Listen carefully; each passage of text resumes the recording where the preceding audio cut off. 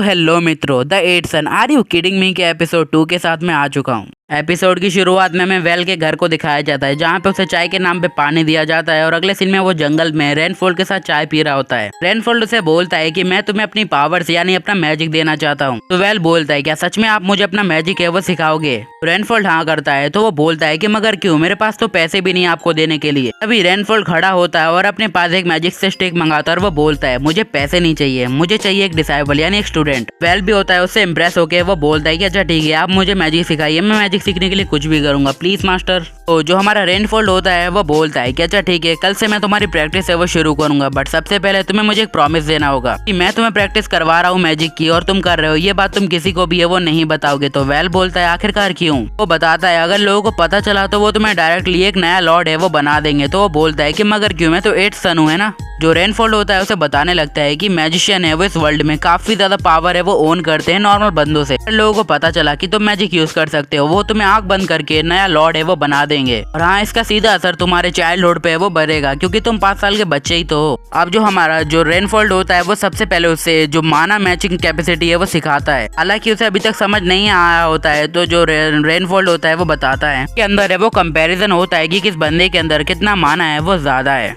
समझते हुए वो बोलता है इसका मतलब ये है अगर मैं प्रैक्टिस करूंगा तो मैं भी आपके जितना माना ओन कर सकूंगा। रेनफोल्ड होता है वो उसे उसके हाथ पकड़ने को है वो बोलता है और वो जैसे ही पकड़ता है तो उसे उसके हाथ काफी ज्यादा ठंडे लगते हैं। रेनफोल्ड होता है वो वेल को बोलता है कि अपने आसपास के माना की सर्कुलेशन को अपनी बॉडी के अंदर है वो बहने दो। रेनफोल्ड होता है वो उसे कहता है और जो हमारा वेल होता है वो उसके कहे अनुसार पूरा काम है वो करता है और वो धीरे धीरे करके उसका माना फील करना भी है वो शुरू है वो कर देता है। और वो जैसे ही देखता है तो उसे पता चलता है कि जो रेनफोल्ड का माना है वो अलग ही लेवल पे होता है। वो दोनों अपनी आंखें खोलते हैं और रेनफोल्ड बोलता है मुझे तुमसे यही उम्मीद थी। हालांकि तुम मेरी माना की कैपेसिटी को मैच है वो नहीं कर सकते, बट इसका मतलब ये नहीं है कि तुम मुझसे कम हो। और वैसे भी हमें तुम्हारे हायर लेवल ऑफ माना के बारे में कुछ पता ही नहीं है। सीन में हमें वेल के घर को दिखाया जाता है जहाँ पे उसके फादर ने वो मैजिकल क्रिस्टल है वो ढूंढा होता है। अचानक से वहाँ पे कर्ट आता है। वो बोलता है क्या फादर आपने मुझे यहाँ पे क्यों बुलाया? तो उसके फादर बोलते हैं क्या तुमने ये क्रिस्टल देखा, इसकी जगह बदली हुई है। तो इसके फादर को याद आता है कि कल जो वेल होता है यहाँ पे बैठ के कुछ है वो कर रहा होता है और वो सोचने लगते हैं कहीं वेल के पास मैजिक तो नहीं। अभी वो बोलते हैं कि नहीं उसके पास कहाँ से होगा और वो दोनों हंसने लगते हैं। इनमें हमें वेल को एक पहाड़ी पे दिखाया जाता है जहाँ पे वो फायर मैजिक की प्रैक्टिस है वो कर रहा होता है। इतने ही बीच में रेनफोल्ड आता है। वो बोलता है अरे वाह, तुम तो यार फायर मैजिक भी इस्तेमाल कर रहे हो जबकि तुम्हें मैजिक सीखते हुए कुछ ही दिन हुए और तुम एडवांस लेवल के मैजिक यूज कर रहे हो। वेल बोलता है इस सब में आप ही की है वो मेहरबानी है, अगर आप नहीं होते तो मैं शायद बेसिक्स भी है वो नहीं सीख पाता। वो नोटिस करता है कि जो रेनफोल्ड है अपने साथ काफी ज्यादा सब्जियां हैं वो लाया होता है। रेनफोल्ड होता है वो सारी सब्जियां हैं वो हमारे वेल को देता है। वो बोलता है कि ये तुम अपने घर पे ले जाओ और अपने पेरेंट्स से बोलना तुम जंगल में वो सब्जियां ढूंढने जाते हो, इससे उन लोगों को तुम्हारे ऊपर शक बहुत ज्यादा कम होगा। वेल होता है वो उसके कहे अनुसार सारी वेजिटेबल लेके घर पे वो चला जाता है। अब सभी वेल की तारीफ से वो कर रहे होते हैं। कर्ट की यहाँ पे वो काफी ज्यादा ये वो जली पड़ी होती है पहले से ही। इतने में ही वेल के फादर उसे एक सब्जी दिखाते हुए वो बोलते हैं वेल आखिरकार तुम इसे कहाँ से लाई, क्योंकि ये रिवर के पार मिलता है। अब इसी के साथ वो बोलते हैं क्या तुमने फ्लाइंग मैजिक यूज किया? अब इसी के साथ वो काफी ज्यादा हंसते हुए बोलते हैं कि तुम कैसे करोगे, तुम तो नल्ले हो।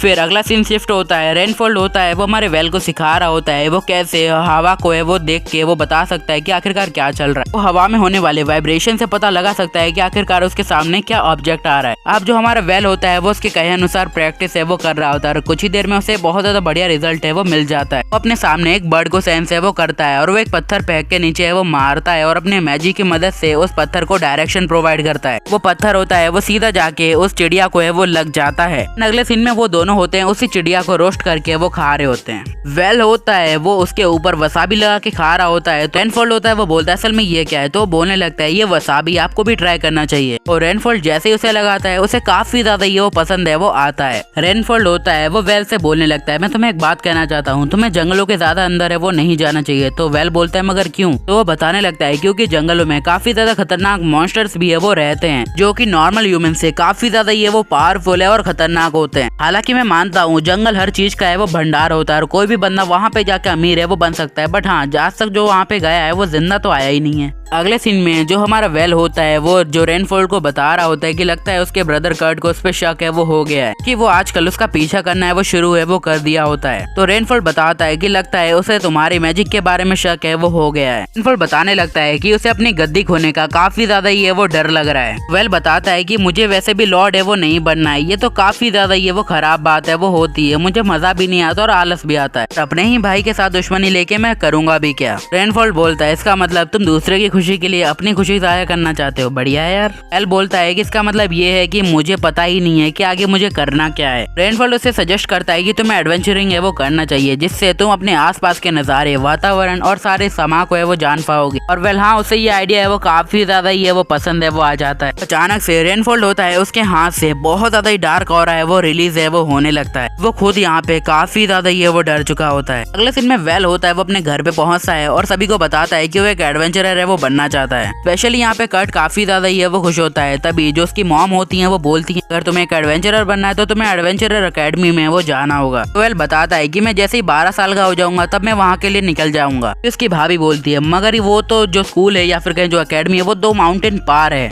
तभी वेल के फादर बोलते हैं कि यहाँ पे एक और बड़ी प्रॉब्लम है कि वहाँ अकेडमी में जाने के लिए सभी एडवेंचरर को काफी ज्यादा मोटी रकम है वो पे करनी होती है। ये बात वेल को बिल्कुल भी पसंद है वो नहीं आती। अगले सीन में रेनफॉल होता है वो उसे बाउमास्ट किंगडम के बारे में वो बता रहा होता है। नहीं बीच में जो हमारा वेल बोलता है कि असल में ये एडवेंचर अकेडमी है वो कहाँ पे है। तो रेनफॉल बताता है कि वो मर्केंटाइल टाउन के अंदर है वो आया हुआ है। बात है कि वहाँ पे बच्चे भी जाके किसी भी मर्चेंट गिल्ड को ज्वाइन करके पैसे वो कमा सकते हैं। तभी रेनफॉल उसे बताने लगता है कि अगर तुम्हें किसी जगह पे ज्यादा जल्दी है वो जाना है तो तुम्हें वो ट्रैवलिंग या फिर फ्लाइंग मैजिक है वो आना चाहिए। वेल बोलता है कि आपका मतलब है किसी चीज को या फिर खुद को किसी और जगह टेलीपोर्ट करना। तो रेनफॉल होता है वो बोलता है कि हाँ मेरा मतलब इसी से, अगर तुम उड़ पाओगे तो तुम्हारी रफ्तार होगी ट्रैवल की वो काफी ज्यादा बढ़ जाएगी। रेनफॉल होता है वो वेल को पकड़ता है और बहुत ज्यादा तेजी से ये वो हवा में है वो उड़ने लगता है और बहुत ज्यादा ये आसमान की ऊंचाइयों में पहुंच जाता है। अब रेनफॉल उसे बोलता है ये वो दुनिया है जो तुम्हारे लिए वेट कर रही है। अब ये सब खत्म होता है और हमें दिखाया जाता है रेनफॉल के आसपास काफी ज्यादा ब्लैक हो रहा है वो फैल चुका होता है और उसे काफी ज्यादा दर्द हो रहा होता है। रेनफॉल होता है वो वेल की प्रैक्टिस है वो चालू रखता है और उसकी प्रैक्टिस करते करते जो हमारा वेल गिर जाता है और वो बोलता है अभी तक मैं पूरी तरीके से सीखा नहीं हूँ, आपने मुझे गिरा क्यों दिया। रेनफॉल होता है वो बोलता है अगर तुम कुछ दिन और प्रैक्टिस करोगे तो तुम अपने मैजिक को स्टेबल करने में कामयाब हो जाओगे। जो वेल होता है वो उससे कुछ और बोलने जाता है। इतने में रेनफॉल होता है वो चिल्ला के वेल बोल देता है। अगले सीन में वेल के घर पे खाना खाते टाइम उसके फादर है वो बोलते हैं क्या तुमने सुना कि विस्परिंग डैड है वो माउंटेन में घूम रहा है। फिर इसकी मॉम और बहू बोलती हैं कि आखिरकार ये सब क्या है।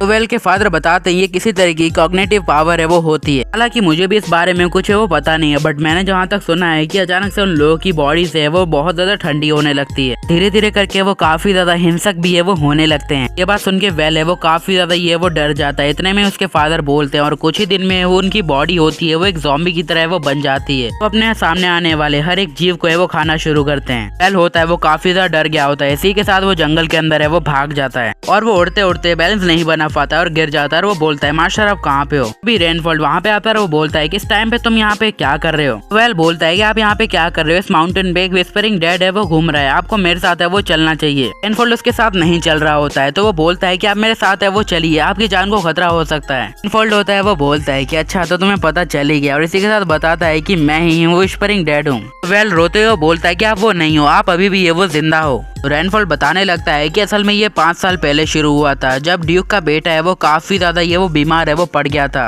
मैं उसे बचाने के लिए मॉन्स्टर के पास है वो जाना पड़ रहा था और लड़ाई करनी पड़ी थी। मैं कोर्ट मजिशियन हूँ, इस वजह से मैं भी इस सब के अंदर है वो घसीट गया था। हमने वो हजारों मॉन्स्टर से फाइट है वो की और हम है वो बहुत ज्यादा कम लोग थे। हम जितनों को मारते उतने ज्यादा है वो सामने आ जाते और अकेले फाइट करने के चक्कर में मैंने अपने माना का कुछ ज्यादा इस्तेमाल है वो कर लिया और इसी तरीके से मैं ये बन गया। रेनफॉल होता है वेल से बोलता है कि तुम्हें मेरी आखिरी ख्वाहिश है वो पूरी है वो करनी पड़ेगी। बताता है कि मेरी ख्वाहिश ये थी कि मैं एक ऐसे बंदे को अपनी सारी पावर से वो सौंपूं जो एकदम केपेबल है और इस जर्नी के दौरान मुझे तुम्हारे प्रेजेंस है वो फील हुई थी। वो बोलने लगता है मुझे तुम्हारे साथ है वो काफी ज्यादा ही मजा आया, पर जो भी हो तुम 5 साल के एक बच्चे थे, अगर मैं पहले ही तुम्हें ये सब बता देता तुम काफी ज्यादा ये वो डर जाओगे। बट अब मुझे कंफर्म हो गया है तुम वो एक लौते बंदे हो जिसे मैं अपनी पावर है वो सौंप सकता हूँ। इसी के साथ मैं तुम्हें अपनी आखिरी शिक्षा है वो दूंगा। अब वो उसे एक होली मैजिक के बारे में वो बताने लगता है जिसमें वो मेरी तरीके के यानी जो रेनफॉल है उसके तरीके के अनडेड बंदों को है वो ठीक है वो कर सकता है। फिर वो अपने आप को खत्म करने के लिए उसे वो कह देता है। वो बताने लगता है कि 5 सालों से मैं ये जख्म अपने अंदर लेके घूम रहा हूँ। मेरे अंदर इतना माना नहीं है कि अब मैं अपने आप को और भी काबू में वो रख पाऊँ। इससे पहले मैं लोगों के लिए खतरा बनूं, तुम मुझे है वो खत्म कर दो।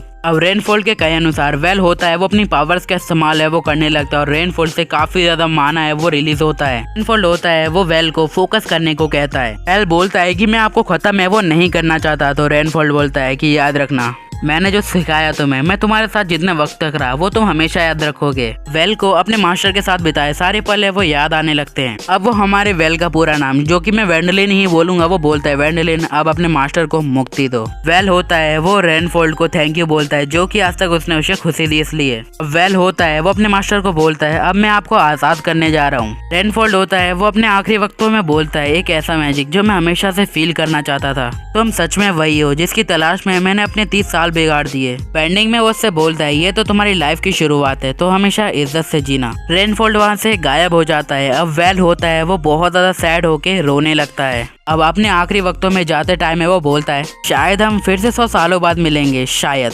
अगले सीन में जो हमारा वेल होता है वो अपनी एडवेंचरर की जर्नी पे वो निकल जाता है। वो उसके मास्टर का सपना जो है। लेट्स सी एपिसोड यहीं पे खत्म करते हैं, तो सायोनारा और बाय बाय।